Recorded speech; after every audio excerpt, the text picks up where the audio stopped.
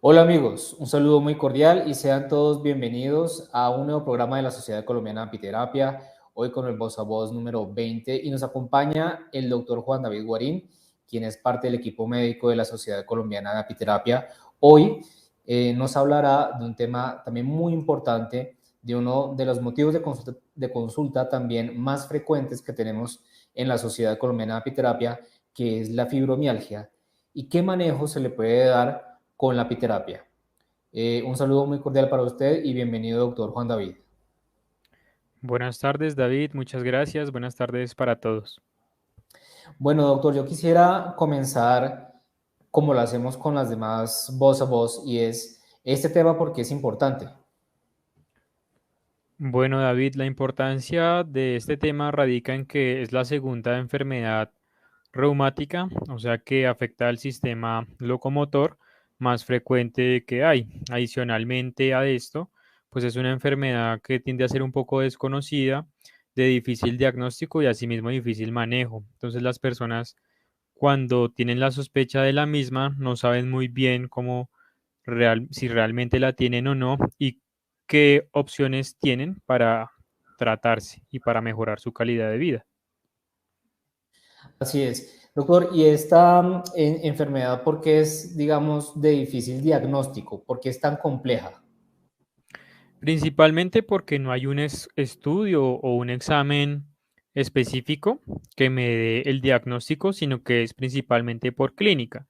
Eso lo que hace es que sea un diagnóstico de exclusión. ¿Qué quiere decir eso? Yo primero debo quitar como la probabilidad de que la causa del dolor sea por otras enfermedades, sea por ejemplo una osteoartritis, artritis reumatoide, artritis gotosa, psoriasis, bueno, alguna otra cantidad de enfermedades. Y solo entonces cuando yo descarto alguna otra enfermedad o alteración anatómica que me está generando el malestar, que principalmente es dolor, puedo, digamos, acercarme a este diagnóstico. Lo otro es que igual, pues se usan principalmente, como veremos en la charla, los criterios diagnósticos del Colegio Americano de Reumatología, donde uno de los criterios que es que tenga por lo menos 11 zonas dolorosas. Entonces, si bien pues esto lo hace un poquito también difícil porque, bueno, hasta qué punto sí debo cumplir con este criterio o no, pero sí es algo que uno nota, ¿no? Que tiende a ser un dolor generalizado, como veremos más adelante, y pues que no tiene un sustrato anatómico. O sea, realmente es una enfermedad pues más de tipo fisiológico o funcional, una alteración funcional, porque todas las estructuras están bien. No hay fracturas, no hay luxaciones, el cartílago está íntegro, entre otras cosas.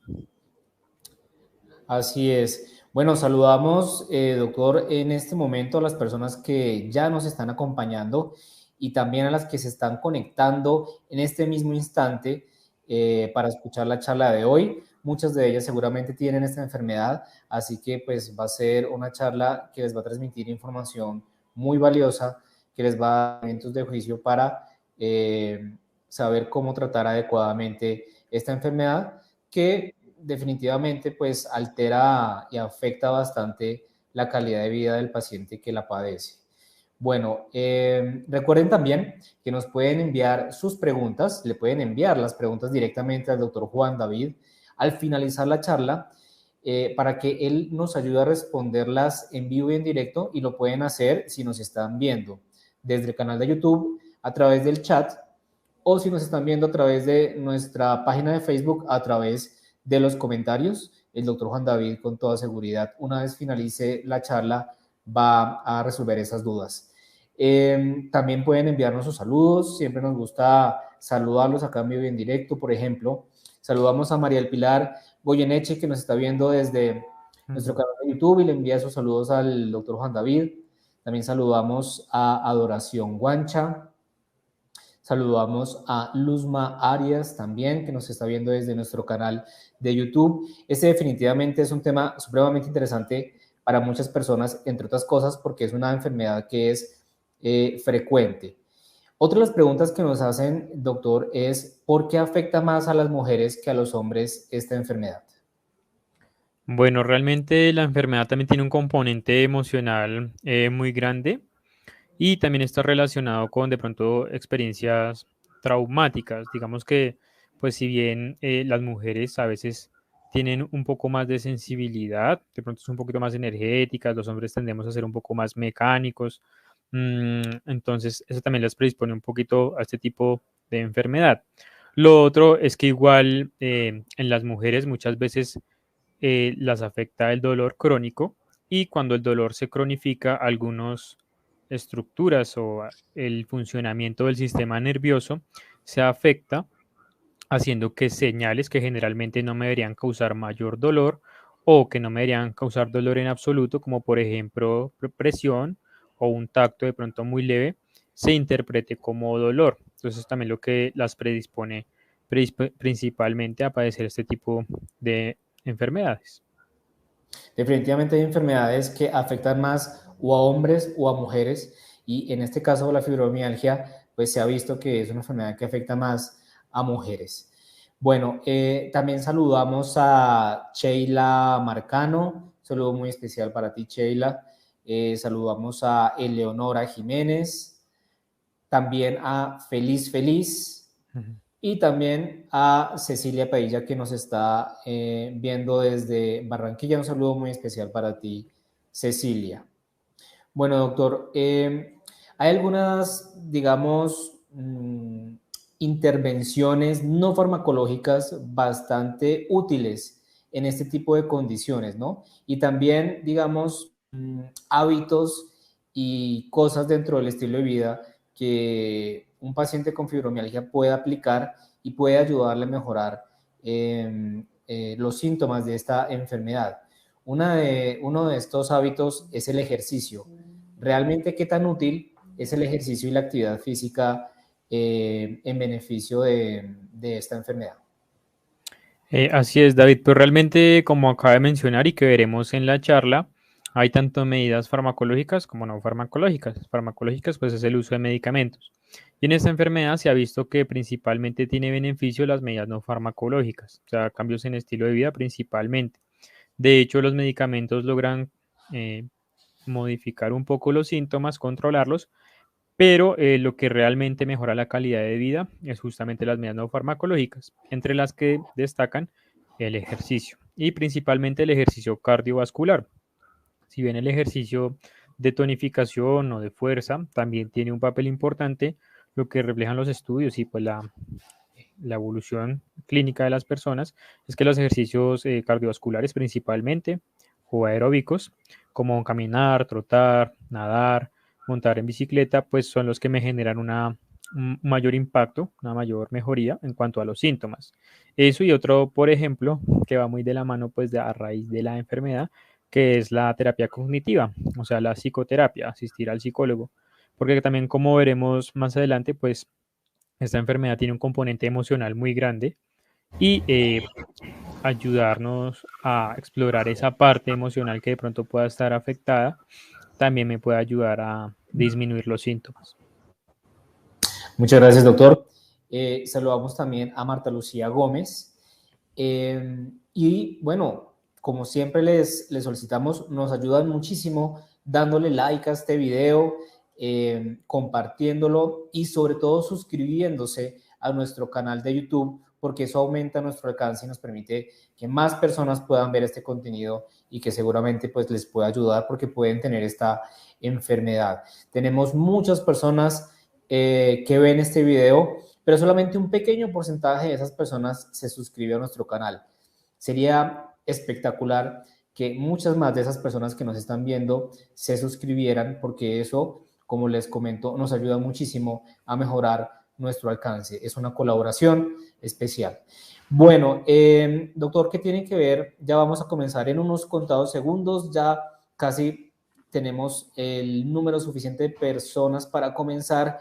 Y antes de darle paso, la última pregunta sería, ¿qué tanto interviene la alimentación en la mejoría o en el empeoramiento de esta enfermedad? También la alimentación hace parte de las intervenciones no farmacológicas. Influye principalmente porque hay algunos alimentos que son proinflamatorios, o sea, van a generar mayor inflamación. Si bien la inflamación, digamos, no va a ser un mecanismo muy directo de la causa del dolor en la fibromialgia, pues sí me puede principalmente empeorar el dolor o pues los síntomas como tal, como por ejemplo también la fatiga. Estas personas también suelen cursar con síndrome de intestino irritable, que principalmente va a tener alternancia en las deposiciones. Pues un día puedo tener diarrea, otro día puedo tener estreñimiento. Entonces, si nosotros controlamos o hacemos una intervención a través de la dieta, pues también me va a ayudar uno, pues a estos otros síntomas, aparte del dolor, que no es solo dolor, lo que ocurre en la fibromialgia, pero que es lo principal, y también me va a ayudar como a controlar de pronto un poquito más que todos los episodios agudos. Entonces, alimentos que pueden generar inflamación, como los lácteos, principalmente la leche, carnes rojas, el azúcar, los aceites vegetales, principalmente girasol o canola, pues si los disminuyo o logro reemplazarlos o evitarlos, pues también me va a contribuir a mejorar síntomas. Perfecto, doctor. Saludamos también a Pachis Gama y ya tenemos suficientes personas para comenzar con el voz a voz de hoy. Así que voy a compartir su presentación, doctor, y lo dejo con los micrófonos. Bueno, muchas gracias, David. Buenas tardes para todos nuevamente. Hoy vamos a hablar sobre fibromialgia y cómo la apiterapia nos puede ayudar al tratamiento de esta enfermedad. Entonces, el contenido que veremos en la charla es qué es la apiterapia. Vamos a hacer un recuento básico, como explicando un poquito acerca de la misma, qué es la fibromialgia y por último, qué beneficios tiene la apiterapia en esta enfermedad. Entonces, iniciando, ¿qué es la apiterapia? Podemos desglosar esta palabra en dos términos, el latín apis, que significa abeja, y el griego terapeia, que es terapia. Entonces, podemos decir que es una terapia con abejas o los derivados de la misma. Sin embargo, la apiterapia es todo un sistema terapéutico. ¿Qué quiere decir eso? Utilizamos la medicina convencional que utilizamos en Occidente, pero al momento de hacer tratamientos solo utilizamos derivados de la colmena, jalea real, miel, propóleo, polen, veneno de abeja, que es la misma apitoxina, entre otros, con el fin, bueno, no solo tratar enfermedades, sino también mantener la salud, ¿no? Al prevenir la enfermedad también. Aquí en las imágenes podemos ver que, digamos, al lado derecho están 4 derivados de la colmena que van a ser acúmulos que hace la abeja. Entonces el primero es la miel, que es néctar transformado. El segundo, que son estas cascaritas cafés, es el propóleo, que es resina transformada de los árboles.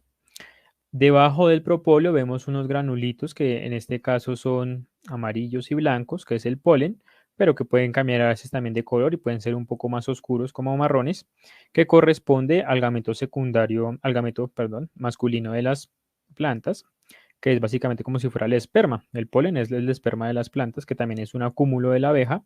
Y al lado izquierdo del polen se encuentra el pan de abejas, que es un acúmulo de todo lo anterior. Miel, propóleo, polen, incluso de apitoxines, que es la principal fuente de proteína para las abejas en la colmena.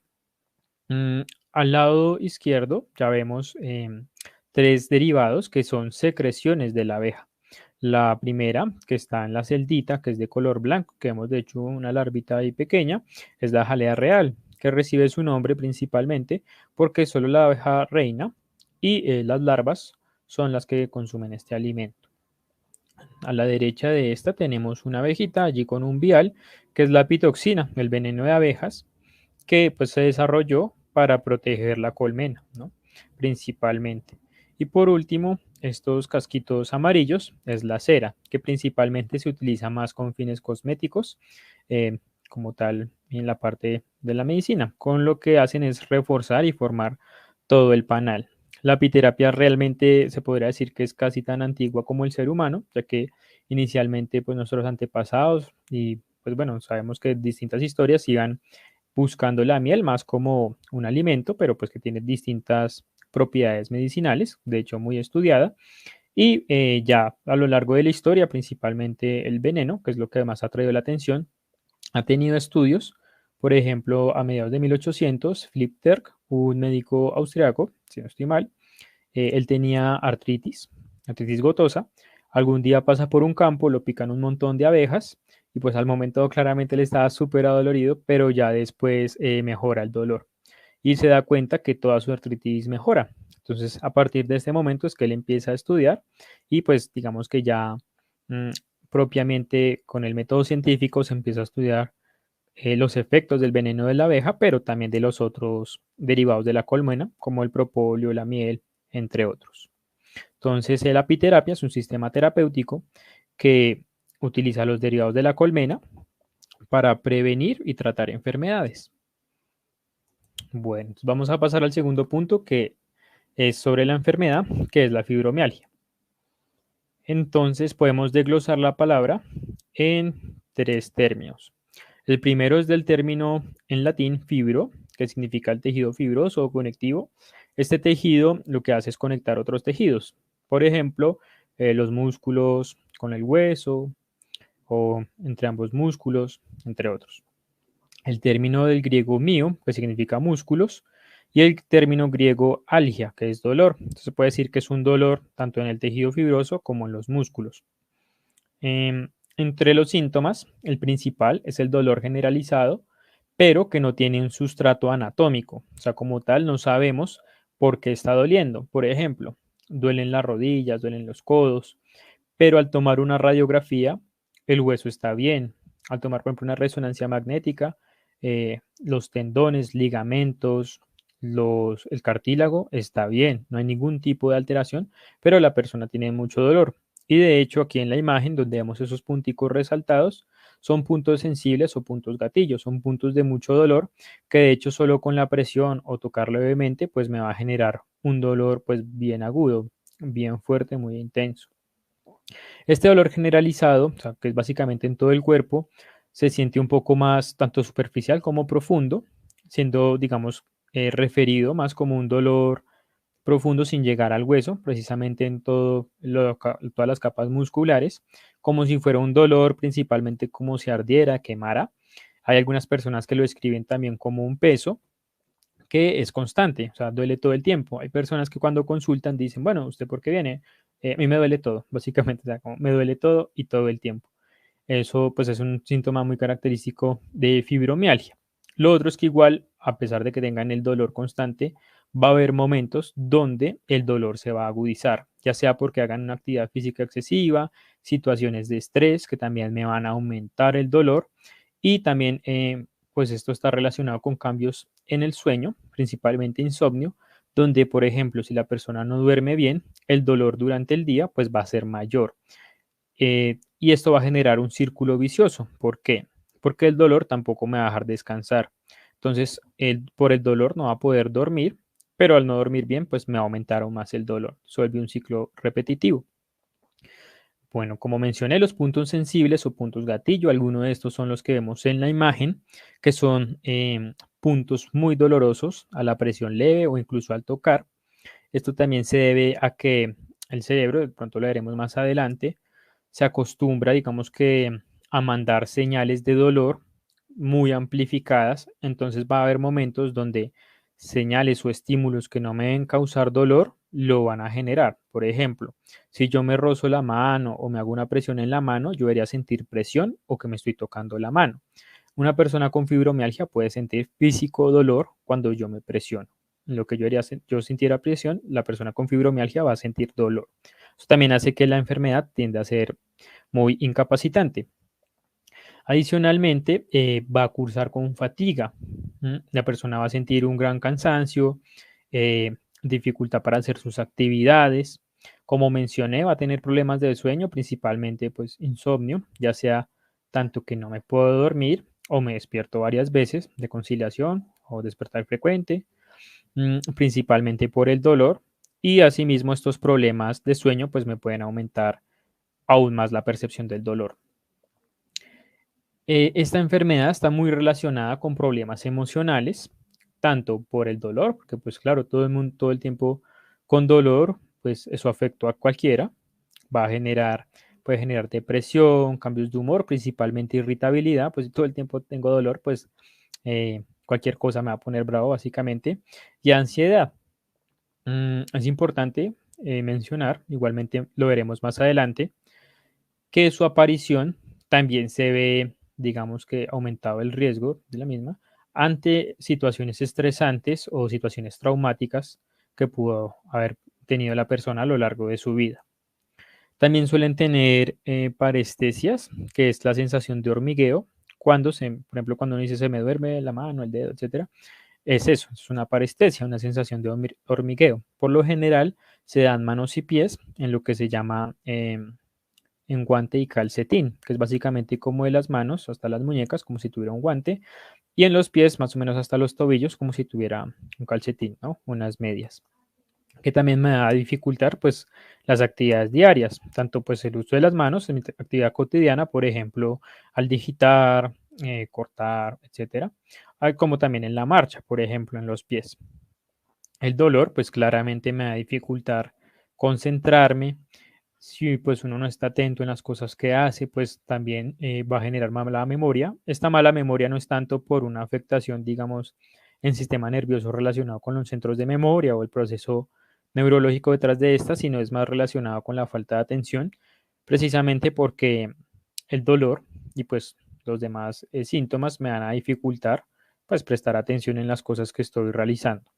En las mujeres puede haber menstruaciones dolorosas y si de pronto antes de la enfermedad ya eran dolorosas, puede que incluso aumenten aún más, que sea aún más este dolor. Y como mencioné previo al inicio de la charla, también puede haber síndrome de intestino irritable, en donde hay alternancia en las deposiciones. Entonces un día puedo tener estreñimiento, otro día diarrea, otro día puedo hacerlo normal, va cambiando la deposición. Esto también se ve generado porque en el sistema neurológico, en la transmisión del dolor y principalmente para inhibir el dolor, se utiliza un neurotransmisor que es la serotonina. La serotonina también está implicada en que nuestro intestino se mueva. Como esta está alterada en esta enfermedad, que puede ser tanto que se aumente, lo que cuando está aumentada me aumenta la velocidad a la que se mueve el intestino, lo que me va a generar diarrea, como que cuando se disminuye, digamos que el intestino se vuelve más lento, entonces me va a generar estreñimiento. Entonces, digamos que esa es la relación del por qué me da síndrome de intestino irritable con la fibromialgia. Bueno, en cuanto al diagnóstico, el diagnóstico de esta enfermedad es realmente difícil porque es un diagnóstico de exclusión. ¿Qué quiere decir esto? Como es una enfermedad funcional donde no hay una alteración anatómica, o sea, como tal, todas las estructuras, el hueso, el cartílago, ligamentos, tendones están normales, yo primero debo descartar que precisamente mi dolor sea por una alteración en alguna estructura. Entonces, si llega una persona con mucho dolor en las rodillas, de pronto tiene ya una edad avanzada o ha tenido algún trauma, pues yo debo descartar que no sea una osteoartritis, un menisco roto, un ligamento roto, ¿sí? Primero descartar causas anatómicas que me expliquen ese dolor. Ya una vez he descartado todo eso, puede ser mediante imágenes o el mismo examen físico, se puede tomar otros exámenes de laboratorio para descartar, por ejemplo, que no haya hipotiroidismo, hepatitis, insuficiencia renal, hiperparatiroidismo. Entonces, a veces se toman exámenes de sangre como transaminasas, calcio, creatinina, entre otras cosas, para ver si de pronto tiene alguna alteración funcional en algún órgano que también se me está expresando como dolor, ¿no? Porque a veces, pues, tendemos esa somatizar o bueno, el cuerpo, la manera de expresar alguna enfermedad también puede ser a través del dolor. Una vez ya descartado todo esto y ya digamos que tengo, si la persona sigue con dolor y ya no hay un sustrato anatómico, se podría llegar a este diagnóstico, al de fibromialgia. Pero digamos que lo que principalmente se utiliza para el mismo son los criterios del Colegio Americano de Reumatología, que son dos criterios como tal. Uno es que la persona ha presentado el dolor generalizado, ¿sí? Porque el otro es que debe ser un dolor constante en prácticamente todo el cuerpo y que haya sido por al menos 3 meses, ¿no? Porque, por ejemplo, en enfermedades pues realmente más de tipo viral, transitorias, chikungunya, dengue, entre otras, que pues si bien obviamente tiene otros síntomas como la fiebre, que uno podría guiarse más, pues también van a cursar con dolor generalizado. Entonces, es importante que esa duración del dolor sea mayor a 3 meses, como para que yo diga, sí, definitivamente hay una alteración permanente, crónica, en ese sistema nervioso que me está mandando señales de dolor alteradas. Y lo otro es que por lo menos 11 o más lugares son dolorosos. Y esto va relacionado con los puntos gatillo que mencionaba ahorita. Puntos donde yo al hacer una leve presión o tocar, la persona va a tener mucho dolor. O sea, generalmente no duele, no genera esta reacción. Entonces eso me va a hablar de que ya el sistema neurológico está alterado y mi sistema nervioso va a mandar señales de dolor cuando no me debería doler. En cuanto a la epidemiología, digamos la frecuencia de la enfermedad, es el desorden reumatológico más frecuente, o sea, es el desorden que me afecta el aparato locomotor más frecuente después de la osteoartrosis u osteoartritis. Que si bien la osteoartritis es el más frecuente porque está muy relacionado con la edad, pues esta fibromialgia también, digamos que puede dar realmente en cualquier edad, pero el pico de edad mayor, donde más se presenta el diagnóstico, es entre los 25 a los 50 años y pues también es muy común. En cuanto a la prevalencia o la cantidad de personas en el mundo que tienen la enfermedad es del 2 al 8% de la población, que siempre es bastante alto. O sea, de 100 personas, 8, de 2 a 8 personas van a tener la enfermedad. En cuanto a la relación hombre-mujer, afecta principalmente a las mujeres. Por cada hombre con fibromialgia van a haber 9 mujeres que van a padecer esta enfermedad. Eso pues, digamos, lo mencioné un poquito en el preámbulo, en parte se debe pues a que está relacionado también con la parte psicológica y neurológica, donde las mujeres pues son un poquito más sensibles, más energéticas que los hombres. Y adicionalmente, pues digamos que el dolor crónico también suele ser un poquito más frecuente en ellas, donde hay una alteración de la percepción de las señales de dolor como tal, que se mantiene en el tiempo y esto también me puede predisponer a presentar. En cuanto a qué cosas me pueden generar fibromialgia o me pueden aumentar el riesgo de padecerla, podemos dividirlos en dos grandes grupos, una parte genética y una parte ambiental, porque pues la genética sí tiene mucho que ver en esta enfermedad. La primera cosa es que las personas que tienen un familiar directo con la enfermedad, por ejemplo, un papá, un hermano, un hijo, tienen hasta 8 veces mayor probabilidad de desarrollar la enfermedad como tal. Y entre las cosas que se ha visto es que hay alteraciones en algunos genes, como el gen de la catecol o metiltransferasa, que lo que hace es degradar la adrenalina y la noradrenalina, que son catecolaminas. ¿Qué pasa? Cuando nuestro sistema nervioso envía señales de dolor, estas sustancias, noradrenalina, adrenalina, me ayudan a mandar ese impulso de dolor al cerebro. Sabemos que el dolor es una sensación desagradable cuyo fin es protegernos, ¿no? Es tanto, por ejemplo, un dolor agudo que yo haga una retirada para que no se me termine de dañar un tejido. Por ejemplo, si me quemo un dedito, pues yo quito el dedo para que no se me queme.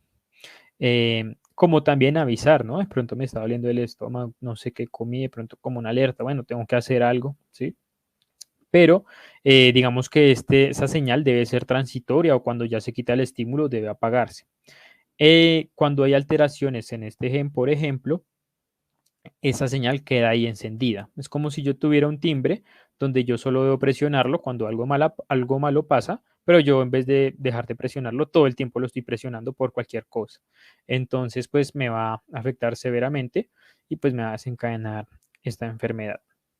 En cuanto a factores ambientales que me pueden predisponer a padecer la fibromialgia, se encuentran varios y que están pues muy relacionados con las vivencias personales y con experiencias traumáticas, como son conflictos familiares, donde también puede haber situaciones de abuso intrafamiliar, digamos abuso físico, sexual, entre otras, limitación económica en el sentido de que, por ejemplo, si soy madre o padre de cabeza de hogar y no tengo ningún tipo de dinero y esto me genera ansiedad, estrés, pues también, digamos, esa situación y también como situaciones de vulnerabilidad me van a generar una mayor probabilidad de desarrollar esta enfermedad, también porque está muy relacionada con unos neurotransmisores, el que ya mencioné, la serotonina y la dopamina, que son neurotransmisores relacionados con el placer, donde en estas personas se ven disminuidos y que esos neurotransmisores también me ayudan a disminuir un poquito las señales de dolor. Entonces, si, digamos, todo el tiempo estoy con situaciones estresantes y estos neurotransmisores se me bajan, digamos que a niveles que no deberían estar, eh, digamos que no vuelven a tener como su acción normal y me puede predisponer a que esta enfermedad aparezca. Situaciones también como abuso sexual, abuso físico, abuso psicológico, entre otras, que haya una socialización inadecuada, o sea, que yo no me pueda expresar bien mis emociones. Por ejemplo, igual todos tenemos problemas, pero si yo no verbalizo esos problemas, si no busco una ayuda a tiempo, así sea un amigo, no propiamente un psicólogo, no sé, un sacerdote, alguien más, todos esos problemas se pueden manifestar como esta patología, como dolor crónico, ya que como tal nosotros también somatizamos, o sea, muchas veces algunos emociones, traumas psicológicos, entre otras cosas, se expresan, si yo no las expreso verbalmente, como enfermedades o como dolores, entre otras cosas. Entonces, pues esta puede ser una de las maneras en que se manifieste toda esa represión y falta, digamos que, de socialización y de expresar mis emociones y pues trabajarlas. También pues entre otros hechos traumáticos, la muerte de algún familiar importante, un hijo, por ejemplo, que es un duelo que nunca se resuelve. O sea, una persona, como no es natural que un hijo se muera, pues el papá realmente nunca resuelve, la mamá nunca resuelve ese duelo. Entonces, esto me puede generar precisamente la predisposición a que esta enfermedad surja. Y tengo allí en este cuadro grande el dolor crónico, porque, como mencioné antes, en el dolor crónico el sistema nervioso no tiene un adecuado funcionamiento, donde todo el tiempo está mandando una señal de dolor por estímulos, ya que no deberían doler o que si bien duele, lo hace de manera exagerada. Entonces, como ya hay un sistema nervioso alterado, es más fácil que, digamos, se empiece a afectar de manera más generalizada y me desencadene esta enfermedad. Bueno, ¿cómo puedo tratar esta enfermedad? Bueno, algo muy importante es que no tiene cura. No quiere decir que la persona entonces de por vida va a tener, digamos que ese dolor y no va a poder hacer nada, no. Realmente sí puede mejorar su calidad de vida, pero digamos que la enfermedad va a tener episodios de recaída y episodios de remisión. O sea, va a tener episodios de voy a estar muy bien, llevando una vida realmente normal, pero en algún momento, por ejemplo, algún estrés, ya sea psicológico o también físico, por ejemplo, no sé, me fracturé o se murió un familiar importante, pues eso también me va a poder generar una agudización de los síntomas, o sea, que me vuelva a doler más así yo ya no tuviera dolor o el dolor fuera controlable. Entonces la enfermedad va a tener fluctuaciones, periodos de remisión, o sea, donde no tengo los síntomas o son muy leves, y periodos de agudización donde son, pues están floridos los síntomas, tengo mucho dolor, mucha fatiga, entre otros. Es importante que muchas veces se debe hacer una evaluación multidisciplinaria. ¿Qué quiere decir esto? No quiere decir que porque yo tenga fibromialgia, entonces no me pueda dar artrosis. Sí, también me puede dar artrosis. Entonces es importante, yo todo el tiempo, digamos que al haber un cambio en el modo de dolor, que de pronto si tuve un trauma o estoy viendo que los dedos se me están deformando, distintos signos o señales, pues igual hacer la evaluación médica pertinente. Como mencioné, como tiene un importante componente psicógeno o psicológico, es importante también la evaluación por psicología y de hecho está entre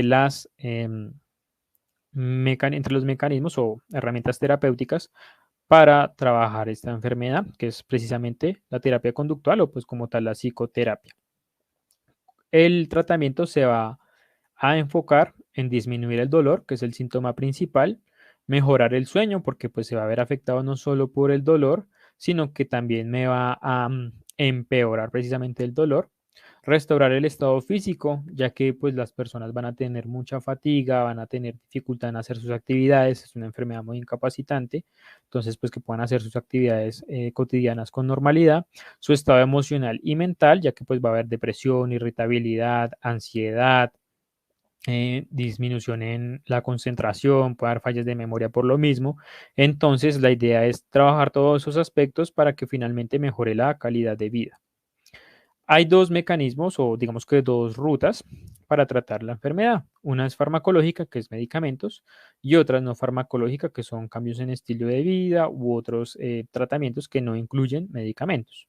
En cuanto a los medicamentos, pese a que es una enfermedad que tiene mucho dolor, digamos que lo característico es el dolor, los analgésicos, acetaminofén, o opiáceos, como por ejemplo el tramadol, AINES, que son antiinflamatorios no esteroideos, bueno, antiinflamatorios como naproxeno, ibuprofeno y clofenaco, casi no tienen mayor efecto en esta enfermedad. O sea, realmente esos medicamentos no me van a generar como tal un alivio. Y si es algo, o sea, pueden generar un alivio, pero va a ser algo muy pasajero y realmente no va a ser tan efectivo.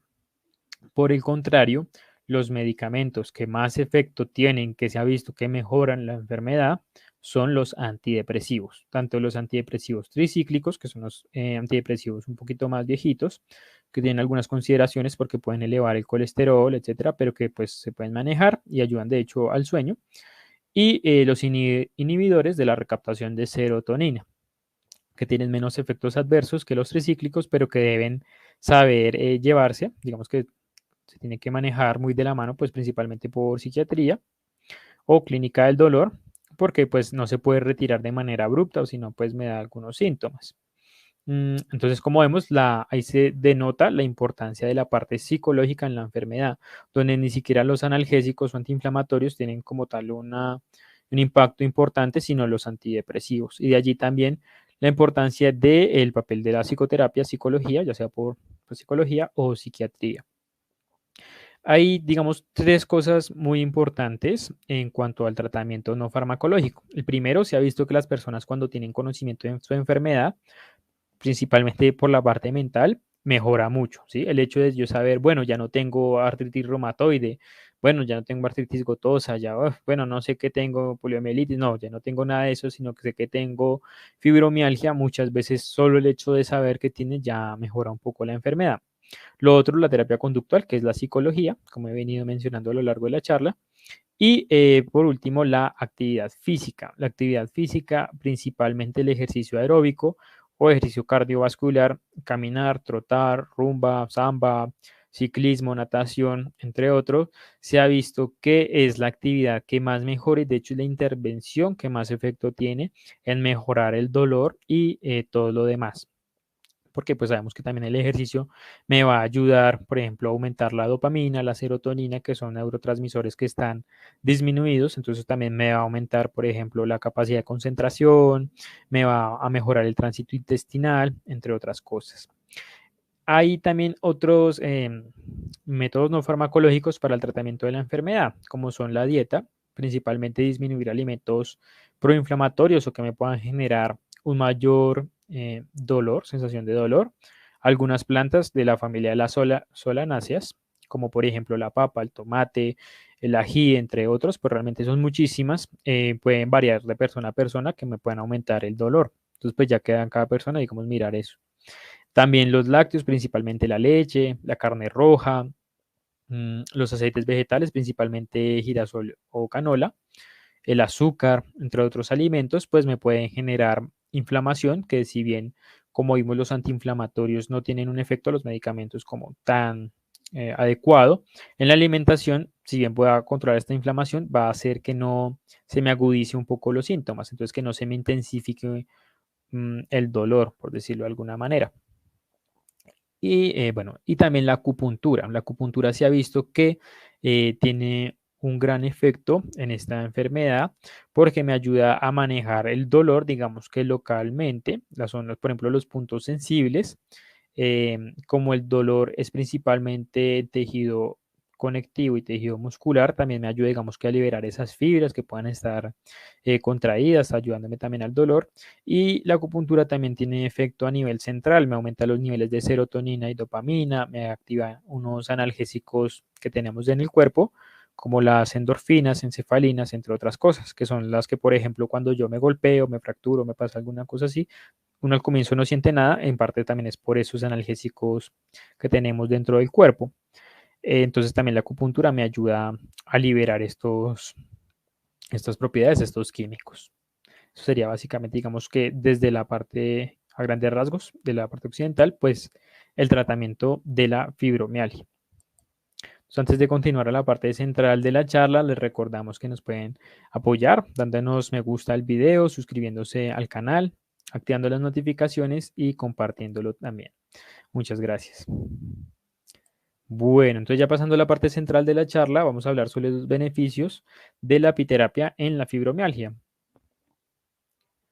Entonces, como tal, vamos a ver en esta tablita que todos los productos de la colmena van a tener algún efecto en el manejo de esta enfermedad, siendo los tres efectos principales el efecto antiinflamatorio, que va a ser algo más, digamos, local, el efecto antinociceptivo, que ya va a ser central a nivel de cerebro, médula espinal, y el efecto antirreumático, que también digamos que es una combinación de ambos, donde va a tener un efecto a nivel de todo el aparato locomotor, tanto digamos que la parte nerviosa, con lo que nosotros mandamos el impulso para movernos, como los músculos, ligamentos y tendones que nos ayudan precisamente a desplazarnos.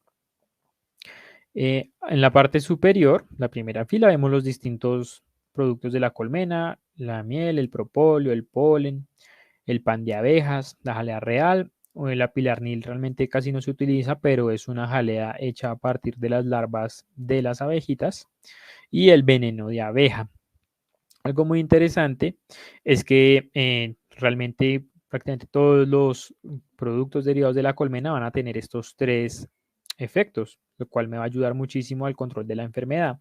Pero digamos que uno puede perfilar también un poquito los productos. Entonces, por ejemplo, lo que es la miel, el propóleo y el polen me van a ayudar más que todo, por ejemplo, a la parte antiinflamatoria y del dolor. Digamos que para el dolor van a ser excelentes, igual van a tener muchos otros beneficios que nos van a generar un beneficio como tal en todo el cuerpo. Como por ejemplo, me van a aumentar las defensas, me van a disminuir sustancias que me oxidan y que me generan mayor estrés, me van a mejorar la reparación de distintos tejidos, ya sea el hueso, el cartílago, ligamentos, tendones que también se pueden lesionar. Pero digamos que estos tres tienen un efecto antiinflamatorio, antinociceptivo, o sea, analgésico, quita el dolor, muy bueno, muy fuerte. Lo que es principalmente, bueno, y también el veneno de abeja, que también tiene, digamos, los tres transversalmente. Lo que es principalmente la jalea real, va a tener un efecto principalmente antiinflamatorio, aunque también antirreumático, y me va a ayudar como a estabilizar la matriz extracelular, que sería principalmente todo el tejido conectivo, digamos que ligamentos, tendones, me los va a ayudar a mantener sanos y a evitar lesiones y también pues de manera indirecta a mejorar el dolor y la calidad de vida. El veneno de abejas, digamos que también es algo fundamental como tal en la apiterapia, que me va a tener, digamos, toda esta gama de efectos que me va a ayudar a mejorar la calidad de vida.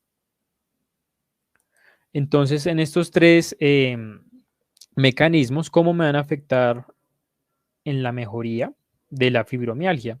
En cuanto a la parte antiinflamatoria, como mencioné, principalmente lo que sería la miel, propóleo, polen y el veneno de la abeja, me va a generar menor dolor de manera local en puntos sensibles.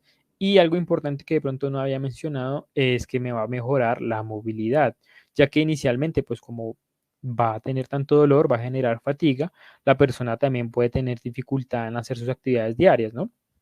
Moverse, desplazarse normalmente, hacer ejercicio. De pronto, a pesar de que el ejercicio sea lo que más mejora a la persona, al inicio puede ser bastante también doloroso o difícil de realizar. Con estos, pues con todos los derivados de la colmena, vamos a mejorar también esta parte, la movilidad. La parte antinociceptiva o analgésica, quitar el dolor, va a ser a nivel general. ¿Por qué? Lo que les mencionaba anteriormente, si bien hay unos puntos sensibles, por ejemplo, codo, rodillas, cadera, que me duelen más, la persona siente dolor en todo el cuerpo, ¿sí? Interno, como si quemara, constante, nunca se va. La parte antinociceptiva me va a ayudar a bloquear o a disminuir, por lo menos, tolerar más esta sensación de dolor, lo que me va a generar pues un alivio. Y como lo mencioné, también me va a mejorar. De hecho, es algo muy impresionante de ver en consulta, que la persona no solo llega con menos dolor, sino al momento que uno presiona los puntos sensibles o puntos gatillo, ya no va a sentir lo mismo. Antes podía estar saltando con mucho dolor o que no, ahí no, que me duele, ya después uno lo puede tocar y todo, si bien puede dar algo de dolor, nunca como estaba al inicio. Entonces, pues esta parte sí es muy interesante. Y la parte antirreumática que también va a tener principalmente acción con menor dolor local y la mejoría también de la movilidad, que pues finalmente si yo trato el dolor, que va a ser también una causa principal, o pues digamos que el síntoma principal de esta enfermedad, me va a ayudar de manera directa realmente todos los demás síntomas, ¿no? Lo que es el insomnio, la fatiga, la falta de memoria y concentración, entre otras cosas. Es importante también mencionar que la parte antinociceptiva me va a disminuir un poquito eh, esa señal exagerada del dolor y me va a aumentar un poquito, digamos, la parte de la serotonina y de la dopamina, lo que me va a ayudar también a procesos de memoria y también me va a ayudar a regular un poquito la parte de gastrointestinal, el síndrome de intestino irritable. De hecho, por ejemplo, la miel es un probiótico, entonces también no solo al actuar sobre toda esta parte inflamatoria, sino también me va a ayudar a mejorar la flora bacteriana, ya que muchas veces también, por ejemplo, en enfermedades como esta, va a estar afectada. Aquí en este cuadrito vemos un ejemplo de muchas proteínas que tiene la miel, como por ejemplo la buteína o la baicalina, entre otras, y lo que está resaltado son las acciones antiinflamatorias. Entonces, por ejemplo, la miel a través de la buteína me ayuda a disminuir algunas proteínas como son la prostaglandina, que me va a generar inflamación y dolor, y también la expresión de unas proteínas que se llaman las metaloproteinasas, que lo que hacen es comerse el colágeno y todo lo que está digamos que en el tejido conectivo, que por ejemplo me daña el cartílago, el tendón y los ligamentos, este me ayuda a disminuir eso. También, por ejemplo, la glicina me disminuye una cosa que se llama el inflamosoma, que precisamente me va a generar inflamación y dolor. Entonces, como vemos, pues la miel tiene muchísimas propiedades. Si bien son la unión de dos azúcares, pues hay muchos estudios que demuestran que por el contrario, incluso disminuye el azúcar y es antiobesogénico. O sea, la miel me puede incluso ayudar a bajar de peso, me puede ayudar a disminuir triglicéridos, colesterol. Entonces, no solo como el dolor, sino que en salud en general, la miel es un alimento muy poderoso. Pues de hecho, por eso lo hemos consumido siempre, ¿no? Bueno, y acá este otro ejemplo con el propóleo, principalmente lo que está resaltado es la parte antiinflamatoria y antioxidante, que también tiene que ver con la parte, digamos, que se perpetúe un poquito esa señal nociceptiva en el cerebro y el deterioro de de los tejidos como tal, músculo, tendón, ligamentos y pues realmente hasta el cartílago, que este es un mecanismo por el cual también ayudamos a regenerar cartílago, que pues si bien no es propio de esta enfermedad, pues también es muy importante, donde se inhiben proteínas proinflamatorias como la interleuquina 6, la interleuquina 1, el factor de necrosis tumoral, entre otros. También algo muy interesante del propóleo es que también me ayuda a disminuir el azúcar en sangre. Entonces, pues me va a ayudar. Y bueno, y el propóleo es muy famoso y de pronto es de lo que más lo han escuchado. Me ayuda a disminuir las infecciones virales, infecciones en general, y me ayuda a fortalecer el sistema inmune. Entonces, si bien va a tener un papel fundamental en el manejo de esta enfermedad, pues me va a ayudar a la salud en general. Puntos clave entonces de la charla, pues con la apiterapia voy a lograr tener menos dolor, que digamos que es lo principal, digamos cuando la persona llega en un episodio agudo, la idea es que disminuya ese dolor, idealmente que salga sin dolor. Va a haber una mayor tolerancia a estímulos, quiere decir esto que cuando le aprieten, bueno, alguna caricia, algo que generalmente a esta persona le va a generar muchísimo dolor, ya no sea así. Entonces sea, digamos que algo normal y pues me va a llegar estas dos cositas a mejorar la calidad de vida, porque no solo me va a tratar el síntoma principal que es el dolor, sino también los otros síntomas como el insomnio, falta de concentración, síndrome de intestino irritable, fatiga, entre otros. También para que se lleven a casa, como tomar algunos productos de la colmena. La miel se toma 10 a 30 gramos, que es básicamente más o menos una cucharada sopera por día. Puede ser endulzando bebidas, alimentos o directa. También, por ejemplo, ayuda a la parte de la gastritis. Los vikingos lo utilizaban, por ejemplo, en hidromiel o así directa antes de hablar porque ayuda a aclarar la garganta y también se sabe que pues es un muy buen expectorante y también me ayuda en todo el dolor de garganta, etcétera. El propóleo se toma de 1,5 mililitros cuando viene en extracto, que es más o menos 20 a 30 gotas al día. Lo que mencioné tiene una capacidad de generar antioxidación, o sea que no deja que el tejido se me envejezca, me potencia defensas, me disminuye el azúcar, es muy bueno en general. El polen, que tiene también un poder antioxidante muy elevado y que de hecho se ha visto que también tiene un poder analgésico y antiinflamatorio muy alto. De hecho, pues en consulta lo que hemos visto es que a veces incluso las personas mencionan que a veces si bien el veneno les ayuda, el polen como que les brinda un impulso aún mejor para disminuir como tal el dolor. Entonces también sería una cucharada sopera al día, más o menos, que son 10 a 15 gramos.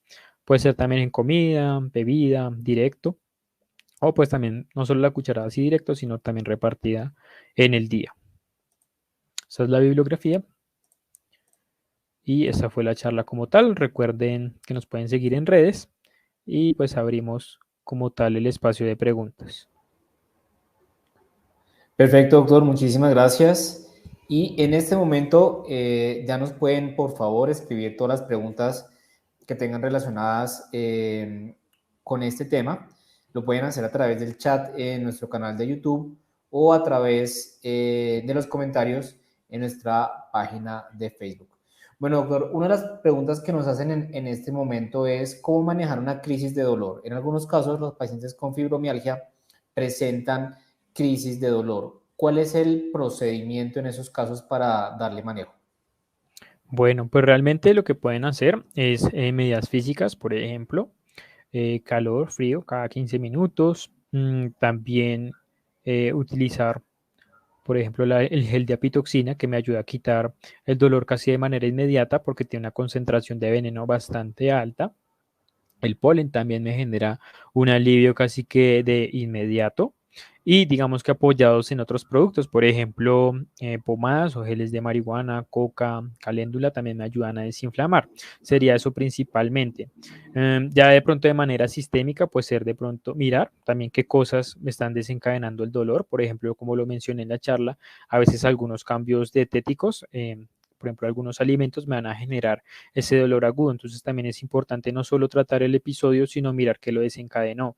También importante mencionar que si tuvo un trauma o alguna lesión en específico, pues a pesar de que pueda ser, digamos, algo leve, si tiene muchísimo dolor, pues es importante que en dado caso, si se considera pertinente, descartar otras causas de dolor mucho más graves, ¿no? Como una luxación, una fractura, etcétera. Pero pues eso puede ser una gran medida. Algo local, apitoxina en gel, polen, entre otros. El uso de analgésicos puede ayudar un poco, pero pues generalmente no tiene tanto efecto. Perfecto, doctor, muchas gracias. Eleonora Jiménez nos pregunta, ¿al cuánto tiempo de estar en tratamiento con la pitoxina se disminuye el dolor o se puede controlar los síntomas de la fibromialgia? Realmente prácticamente desde el momento en que se pone la apitoxina, el veneno, y pues al momento de utilizar los demás productos de la colmena. Si bien muchas veces nos centramos solo en la pitoxina, en el veneno de la abeja, pues por ejemplo la miel también tiene una actividad analgésica y antiinflamatoria muy potente, el propóleo y el polen también. Entonces también de manera casi que de inmediata podemos obtener un beneficio. Cuando es vía oral, como lo que acabo de mencionar, la miel, el propóleo, el polen pues se demora un poquito porque es mientras que el cuerpo lo logra absorber, ¿no? Y llega a la sangre desde el sistema digestivo. Inyectado es mucho más rápido, también por eso se prefiere también de esta manera, pero es prácticamente de manera inmediata. Digamos que para lograr que se mantenga en el tiempo ese cambio, pues sí se suele aplicar la pitoxina durante por lo menos 3 meses, que es el ciclo, digamos, terapéutico como tal, de 6 a 10 sesiones, pero desde la primera aplicación ya ve una mejoría. Muchas gracias, doctor. Bueno, otra pregunta también es si una persona, una mujer con fibromialgia, eh, tiene, digamos, dentro de su familia, se podría presentar también esta enfermedad con mayor probabilidad, es decir, si hay un factor genético en este caso. Sí, sí, señor, si hay un factor genético. De hecho, pues como mencioné en la charla, las personas que tienen un familiar en primer grado con fibromialgia, papá, mamá, hermanos, hijos, van a tener hasta 8 veces mayor probabilidad de presentar la enfermedad. Igual hay muchas causas genéticas. Digamos que, por ejemplo, la que mencioné, la alteración en este gen, que lo que ayudaba es a disminuir o a eliminar la adrenalina y noradrenalina, es uno de los que se ha visto más frecuentemente afectado, pero son varios y pues sí tiene una correlación genética alta con la aparición de la enfermedad. Perfecto, muchas gracias, doctor. Otra pregunta la hace María del Pilar y ella nos pregunta si es posible que se puedan confundir los diagnósticos entre artritis y fibromialgia, ya que ella halla que muchos de los síntomas son muy parecidos. Pues si bien hay muchos síntomas parecidos, por ejemplo en la osteoartritis, hay un sustrato anatómico, ¿no? O sea, digamos, algo clave, que por eso es difícil, muchas gracias María también por tu pregunta, es que la fibromialgia no hay alteraciones, ¿sí? No hay una alteración como tal que uno diga, sí, lo que duele es el hueso porque el hueso está dañado o el cartílago está disminuido. En la fibromialgia no hay nada de esto. O sea, realmente todo es normal. No quiere decir que si yo tengo fibromialgia no me va a dar osteoartritis o si tengo osteoartritis no me va a dar fibromialgia, también pueden coexistir. Pero, por ejemplo, en la osteoartritis va a haber una alteración en el cartílago y todas las estructuras alrededor, que es lo que me va a generar el dolor. Otras causas de artritis, como por ejemplo la artritis reumatoide, por lo general también tienen otras expresiones. También suele, por ejemplo, aparecer en varias articulaciones con otros síntomas, por ejemplo, que se inflamen, se entorne rojo, entre otras cosas. Y también tenemos pruebas de laboratorio, por ejemplo. Si bien hay artritis reumatoides que pueden tener todo negativo, muchas veces está positivo. En la fibromialgia no hay nada de esto. ¿Se puede dar un mal diagnóstico? Sí, digamos que sí, pero generalmente cuando se hace el diagnóstico es porque no hay ninguna causa anatómica a la cual podamos referir el dolor. Lo otro es que si bien, por ejemplo, me duele la rodilla, listo, tengo artrosis de rodilla, pero también me duele la muñeca, los hombros, los codos, el cuello, los pies, pues la cadera y en los demás está normal, pues lo más probable es que sí tenga una fibromialgia. Entonces sí hay muchas cosas similares, pero en lo que se diferencian principalmente es en eso, que no hay un sustrato anatómico, o no hay un cambio en el cuerpo que uno diga sí es por esto, y que también el tiempo de evolución es mucho más elevado en la fibromialgia y la cantidad de sitios de dolor. Muchas gracias, doctor. Bueno, nos han hecho también varias preguntas sobre otras enfermedades. Eh, Entre ellas está Luz Esmeralda, que nos dice que tiene cita con nosotros este viernes y quisiera saber si con la apiterapia puede curar la artrosis y la artritis. Bueno, buenas noches, Luz. Si realmente hay un adecuado control de síntomas con la apiterapia de la artrosis y la artritis, que a veces son sinónimos, puede haber alguna diferencia cuanto a la causa de la enfermedad, pero sí, digamos que lo que se trata principalmente es los síntomas, que los tres síntomas principales son dolor, rigidez e incapacidad funcional, siendo la incapacidad funcional la derivada del dolor y la rigidez. Muchas veces la rigidez también es secundaria al dolor. Entonces, principalmente se da un manejo del dolor y lo otro es que a través también de la epiterapia logramos reducir la oxidación del tejido, principalmente el cartílago, haciendo que el condrocito, que es la celulita que lo produce, trabaje más, no se muera tan rápido y me pueda ayudar a regenerar cartílago. Entonces, digamos que curar como tal, digamos que es una palabra ambiciosa, pero sí se puede lograr detener bastante la enfermedad o detener su progreso, que no se vuelva a reactivar. ¿Por qué digo lo de curar? Porque estas enfermedades están muy relacionadas con la edad. Entonces, si bien se va a lograr un detener el progreso de la enfermedad, controlar el dolor, la inflamación y mejorar la calidad de vida en general, pues en algún momento secundario, pues porque envejecemos, pues puede haber de nuevo una reactivación de la enfermedad, pero sí, claro que sí, la apiterapia ayuda a controlar todos los síntomas y a mejorar la calidad de vida en estas dos enfermedades. Muchas gracias, doctor. Marta Medina nos pregunta si la apiterapia ayuda en el Parkinson. Marta, sí, ayuda bastante. De hecho, pues, hemos tenido una paciente en especial que ha hecho, pues ya lleva bastante con nosotros y ha tenido muy buenos resultados.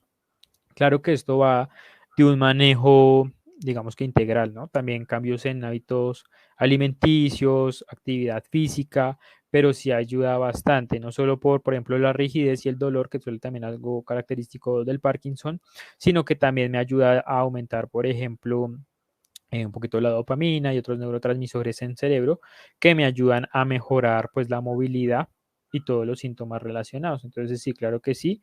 Y de hecho pues también si se combina con la acupuntura, que es la apipuntura, también puede tener incluso mayores beneficios. Perfecto, muchas gracias, doctor. Bueno, nos pregunta también Cecilia que cuánto cuesta la consulta. Cecilia, nos puedes escribir a nuestro WhatsApp de soporte a través de encuentras la información en la descripción de este video, también en nuestra página de Facebook y con mucho gusto te damos toda la información sobre el tratamiento. Marta Rojas nos pregunta, doctor, si el fenómeno de Raynaud se puede tratar con apiterapia. Bueno, Marta, el fenómeno de Raynaud es secundario a, digamos que una vasculitis, una alteración en los vasitos de los dedos principalmente. Em, sí, digamos que ayuda en cierto grado, principalmente a través de la oxidación, ¿sí? Me ayuda, digamos, con toda esa parte vascular a que los vasos se abran un poquito mejor. Eh, allá, pues, realmente es más que todo como la coloración, puede dar algún grado de molestias, entonces también, pues, también ayuda a esta parte. Sin embargo, pues el fenómeno de Raynaud también se ve, por ejemplo, muy asociado a que suceda con cambios de temperatura, por ejemplo, frío extremo que genera la vasoconstricción, o sea, que el vasito se cierre. Entonces, si bien sí me va a ayudar como a mejorar un poquito la circulación y la salud en general, por ejemplo, la salud de los vasitos, ya que el veneno y todos los derivados de la colmena, básicamente, por ejemplo, también el propóleo, me disminuye el colesterol y triglicéridos, lo que hace que pues los vasitos estén más sanos, me funcionen mejor, también me va a disminuir, pues de esa manera me va a ayudar al fenómeno, pero sí va también de la mano de cosas como por ejemplo, no sé, el uso de guantes, mantener una adecuada temperatura, entre otras cosas que pues en conjunto me van a ayudar a tratar la enfermedad o pues bueno, el fenómeno como tal. Perfecto, doctor, muchas gracias. Centro Mundial nos pregunta si se puede utilizar la apiterapia en un dolor crónico causado por un accidente. Claro que sí, tiene muchísimo efecto. Desde la primera aplicación ya debe haber un cambio de la pitoxina, pero igual con los demás derivados, por ejemplo el polen, propóleo, también hay un buen control del dolor y de hecho pues la idea o el objetivo como tal del tratamiento es disminuir por lo menos en un 50% el síntoma. Entonces si por ejemplo la persona llega con un dolor muy intenso en escala visual análoga 10 de 10, que esté por lo menos en 5 de 10 o menos. Entonces sí va a haber una gran disminución, sea digamos que por un accidente, por ejemplo que hay una fractura, etcétera, o que sea digamos por una artrosis u otra enfermedad crónica. También es igualmente importante mencionar que si bien sí va a mejorar muchísimo el síntoma, si hay algo estructural que me esté generando el dolor, por ejemplo, eh, que se me cierre el orificio de la médula, una hernia discal, me va a ayudar mucho y me va a mejorar mucho la calidad de vida. Pero si yo todavía persisto con la alteración que me genera el dolor, por ejemplo, no me he operado la hernia, si lo que me genera el dolor, pues en algún grado, pues me va también a generar dolor, o sea, va a persistir en algún grado. Entonces también es importante mencionar eso. Perfecto, doctor. Mari Carmen Navarrete nos dice que es paciente de la Sociedad Colombiana de Apiterapia y va para la segunda consulta. Qué bueno, Mari Carmen, esperamos que estés obteniendo muy buenos resultados. José González nos dice si para el túnel del carpo, pregunta, la apiterapia también tiene algún beneficio. José también ayuda principalmente para el dolor y porque ayuda a que los nervios, digamos que no se deterioren tan rápido y toda la parte del sistema nervioso central, que de pronto pues eso fue algo que se me pasó cuando hablé también del Parkinson, ¿no? Porque es antineurodegenerativo, también por ejemplo en enfermedades como la demencia. En túnel del carpo sí ayuda, sin embargo es importante, digamos, mencionar lo que mencioné antes con el dolor crónico, por ejemplo, por un accidente. El túnel del carpo es algo progresivo que puede ir aumentando y es secundario a que el nervio mediano en las manos se ve comprimido. ¿Me puede ayudar a disminuir el dolor? Sí, me puede ayudar a tener una mejor calidad de vida y mayor movilidad, por ejemplo, sí. Pero si la enfermedad, por ejemplo, en algún grado sigue avanzando, porque pues sencillamente yo tengo que hacer mis actividades cotidianas y no me he operado, pues en algún grado va a haber seguir el dolor y las molestias. Entonces, sí, la indicación es principalmente cirugía, a pesar de que la apiterapia ayude bastante, pues realmente 100% sería más que todo principalmente la cirugía. Perfecto. Otras preguntas interesantes. Beatriz nos pregunta, doctor, ¿se puede o nos dice que artrosis y fibromialgia se pueden padecer al mismo tiempo? ¿Cómo se puede saber si el dolor muscular que se tiene es realmente causado por la fibromialgia? Hola, buenas noches, Beatriz. Bueno, realmente cómo se puede diferenciar de los dos, por ejemplo, la osteoartritis o osteoartrosis, em, el dolor suele ser principalmente al realizar la actividad, por ejemplo, ¿sí? En reposo suele mejorar bastante, suele estar acompañado de otros síntomas como la rigidez, puede haber algún grado de deformidad, puede haber, por ejemplo, en las rodillas el rozamiento patelofemoral, que es como que uno siente que le cruje, que incluso uno lo puede escuchar como un chasquido. Entonces hay cambios anatómicos importantes, hay cambios que uno ve que sí, definitivamente la articulación, por ejemplo, la rodilla o la cadera está afectada. Y de hecho en imágenes como una radiografía, una tomografía, una resonancia magnética, podemos ver el cambio. En la fibromialgia, como tal, pues no vamos a ver ninguno de estos cambios. La fibromialgia, si bien tiene episodios agudos, es un dolor prácticamente constante. Suele ser más como tipo ardor, quemazón, puede ser sí, como constante todo el tiempo. Y está muy relacionado también con síntomas emocionales, puntos gatillo. ¿Se pueden tener las dos? Sí, pero digamos que lo que generalmente diferenciaría las dos es uno, en la artrosis hay cambios anatómicos que uno puede ver en imagen, en la fibromialgia no. ¿Sí? Otro también son la cantidad de puntos dolorosos. Si bien en la osteoartrosis también puede haber un dolor, digamos, más o menos generalizado porque pueden haber varios sitios afectados. En la fibromialgia suelen ser más de 11 o por lo menos 11, que es uno de los criterios diagnósticos, y que son dolorosos, por ejemplo, a la presión o a estímulos que no deberían doler. Entonces, si por ejemplo yo medio me toco el codo y ya me duele, pues uno puede decir, uy, no, si este está muy sensible, sin tener, digamos que, artrosis de codo así súper avanzada o algo así, por ejemplo, y así con los demás puntos. En la osteoartrosis no va a pasar eso, o en la osteoartrosis generalizada. Yo, por ejemplo, puedo tener las manitos deformes y todo, pero yo al hacer la presión puedo no tener dolor, ¿sí? Solo cuando los muevo, por ejemplo. En la fibromialgia sí. Entonces es principalmente un diagnóstico de exclusión por clínica y pues eso también hace que sea un poco difícil su diagnóstico, pero realmente digamos que hay cierto perfil. Por ejemplo, es más común, como mencioné, en las mujeres, por lo general es en mujeres de 50 años en adelante que tienen algún grado de sobrepeso y que también han tenido, digamos, por ejemplo, algún tipo de trauma o afectación psicológica. Entonces también eso ayuda como a diferenciar un poquito. Muchas gracias, doctor. Otra pregunta muy interesante la hace Sheila Marcano. Ella pues dice que es paciente nuestra y pregunta si la apiterapia puede ayudar en el manejo de la alergia producida por el polen de la primavera. Hola Sheila, gracias por tu pregunta. Sí, digamos que la apiterapia, por ejemplo el polen, la miel, tienen efecto antialergénico. Entonces sí me va a ayudar a disminuir las alergias. De hecho también, por ejemplo, tienen una parte inmunoestimulante, por ejemplo también a través del propóleo, que lo que va a hacer es potenciarme el sistema inmune, pero digamos que va a hacer que el sistema inmune haga lo que tenga que hacer. Ya que, por ejemplo, en las alergias, lo que pasa es que el sistema inmune comienza a accionar de una manera que no debe ante cosas que no debería tampoco reaccionar así, como el polen. Entonces sí también puede ayudar a sensibilizar contra ciertos alérgenos. Por ejemplo, también en rinitis alérgica, que pues es muy frecuente, principalmente en clima frío, pues también ayuda al tratamiento de la misma. Doctor, nos hace una pregunta bastante interesante sobre una enfermedad huérfana. Dora Cecilia nos comenta que tiene una prima con una enfermedad huérfana que se llama eritema elevatum duodenum, que es una enfermedad que afecta la piel. Estas enfermedades huérfanas, ¿qué beneficio podrían llegar a tener con la apiterapia? Sobre todo esta, que es una enfermedad que afecta la piel, que puede causar inflamación, eritema, en formas de placa. ¿Qué se podría hacer en este caso?